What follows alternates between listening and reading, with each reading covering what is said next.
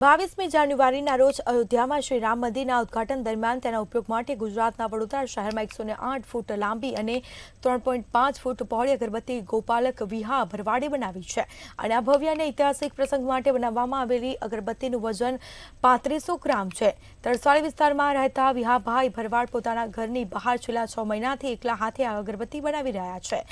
આ મહિનાના અંત સુધીમાં અગરબત્તી બનાવવાનું કાર્ય પૂર્ણ થશે। અગરબત્તીના દર્શન બાદ ભવ્ય શોભાયાત્રા સાથે અયોધ્યા લઈ જવામાં આવશે। ત્યારે શોભાયાત્રા સંદર્ભે યોજાયેલી મહત્વપૂર્ણ બેઠકમાં મેયર પિંકીબેન સોની, સાંસદ રંજનબેન ભટ્ટ સહિતના મહાનુભાવો પણ ખાસ રીતે ઉપસ્થિત રહ્યા હતા।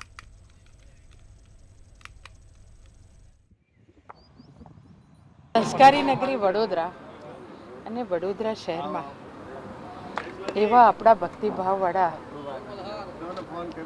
ભરવાડ સમાજ, માલધારી સમાજ એમના દ્વારા વિહાભાઈ ભરવાડ જે છે એમણે 108 ફૂટની હાઇટ સાથેની અગરબત્તી બનાવી છે અને એ અગરબત્તી અયોધ્યા ભગવાન રામલલ્લાની સ્થાપના થાય 22મી જાન્યુઆરીએ એની પહેલાં લગભગ 19મીએ પ્રગટાવવામાં આવે, 15મી સુધીમાં જાન્યુઆરી સુધીમાં ત્યાં આ અગરબત્તી પહોંચી જાય।